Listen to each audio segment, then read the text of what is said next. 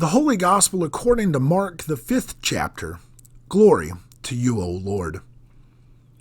And when Jesus had crossed over in the boat to the far side again, a great crowd congregated about him, and he was beside the sea.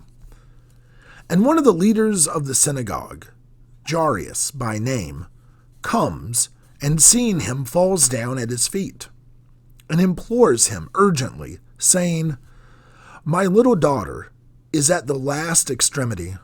So come that you may lay hands upon her, that she may be healed and live."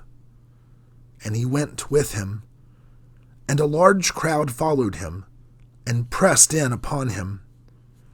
And a woman enduring a flow of blood for 12 years, and suffering many things under many physicians, and having spent everything she had, and having gained nothing, but rather having become worse, hearing things about Jesus, came up behind in the crowd and touched his mantle.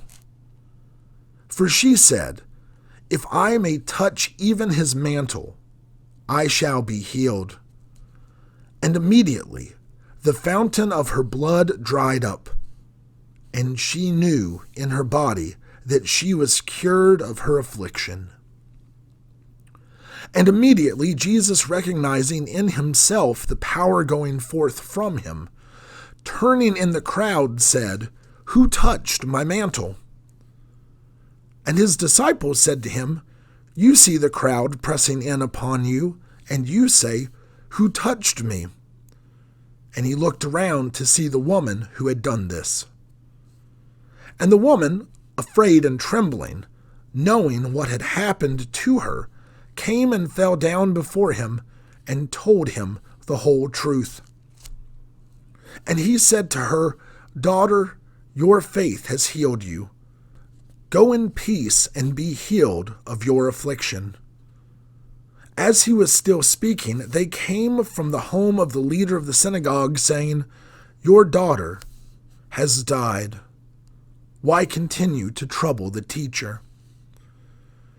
But Jesus, overhearing the remark as it was spoken, says to the leader of the synagogue, "Do not be afraid, only have faith." And he allowed no one to accompany him except Peter and James's brother John. And they came into the house of the leader of the synagogue. And he sees a commotion, the people weeping and lamenting a great deal. And entering, he says to them, "Why do you make a commotion and weep? The child has not died, but rather sleeps." And they ridiculed him, but he, throwing all of them out, takes the child's father and mother and those who are with him, and goes in where the child was. And seizing the child's hand, he says to her, "Talitha cumi," which, being interpreted, means, "Little girl, I say to you, arise." And immediately the little girl arose and walked about, for she was 12 years old. And immediately they were astonished, very greatly astonished. And he charged them at length that no one should know of this, and instructed that she be given something to eat. The Gospel of our Lord. Praise to you, O Christ.